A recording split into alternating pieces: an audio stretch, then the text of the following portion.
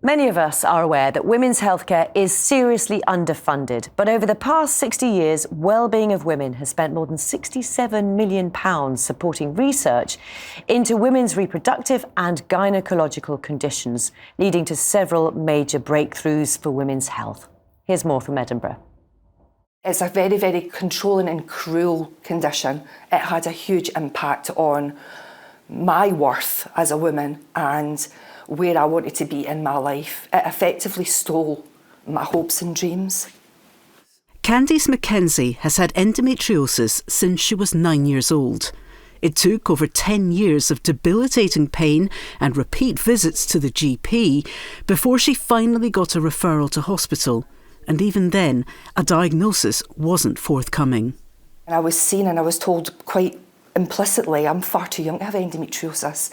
No internal, nothing. I was sent home and I remember crying in the car park of that after the appointment, and I broke my heart thinking, how am I going to tell my family that this is clearly in my head, because that's what you're told after all those decades. It has to be in your head because you don't physically fit the box at 21 to have endometriosis. So that in itself is quite sad, Candice was eventually examined by a gynaecologist who sent her in for surgery, but by then her condition was so advanced she lost her left ovary and needed further surgeries to conserve her fertility.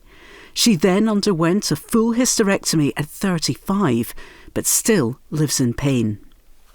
But one organisation is seeking to change outcomes for women like Candice. Wellbeing of Women is funding groundbreaking research and advocating for women and girls. The Women's Health Ambassador for England, Professor Dame Leslie Regan, is also the chair of Wellbeing of Women. Well, for far too long, women's health has been shrouded in silence and stigma and taboo. And that's led to women not knowing what they should find out about for themselves and not knowing where they can go to get help. Over the past 60 years, Wellbeing of Women has invested more than £68 million into women's health research, which is saving and changing the lives of women, girls and babies. This funding established the importance of taking folic acid in pregnancy and the vital role of heartbeat monitoring and ultrasound in pregnancy. It also helped discover the link between HPV and cervical cancer and prove the safety and efficacy of the COVID-19 vaccine in pregnant women. Dr. Varsha Jain and Dr. Marianne Waters are both receiving funding from Wellbeing of Women to conduct research into heavy menstrual bleeding in a bid to find solutions to debilitating period-related conditions and empower women and girls to get the medical help they need. If we think about treatments for heavy periods, there's been no new treatments or new type of drug for heavy periods for more than 30 years. So isn't it time that actually that changed and we started looking into how we can treat women better? Their research into what many dismiss as heavy periods can uncover serious health conditions which can be life-changing. They're also keen to change the conversation and tackle the stigma that keeps women and girls from accessing the healthcare they need. There's definitely a lot of stigma around discussing periods, and people are often quite reluctant to talk about the level of blood loss that they're experiencing.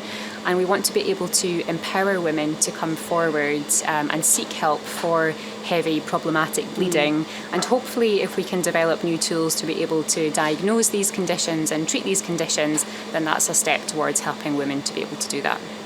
Wellbeing of Women is also helping fund Dr. Lucy Whitaker's groundbreaking study to develop a non-invasive treatment for endometriosis. We're really excited about this study because it's taking a non-hormonal treatment approach for endometriosis, and I think we recognise that a lot of our patients either don't want to take hormones or have and they haven't worked, or they've worked but they've had really debilitating side effects. So the EPIC trial is looking at a drug called dichloroacetate, which can potentially help with endometriosis symptoms. And we've done a small proof of concept study of 30 women already, and the majority of those participants in that study had a really significant improvement of pain. Once we know if it works for endometriosis, we can very quickly be able to offer that to patients.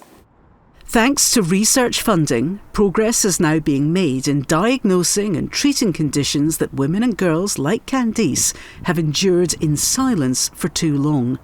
But while this progress is to be celebrated, there's a recognition that there's much more to be done. I really want the charity to be doing lots with educating children, both girls and boys in schools, and educating women in the workplace, and also advocating for them with the campaigns, because these are just common, everyday things which happen to girls and women. We've got to do this right, because when we get it right for women and girls, everybody in society benefits. Fact. By breaking the stigma and taboos surrounding gynaecological and reproductive conditions and funding more groundbreaking research, Wellbeing of Women is delivering something else: hope. Hope's fundamental in the care and looking after yourself. You've always got to have hope. Hope that women get believed, hope that we have better life partners that understand, hope that one day we'll be able to maybe have a spit test or a blood test to diagnose it, hope that your employer understands what you're going through. It's really not a big ask.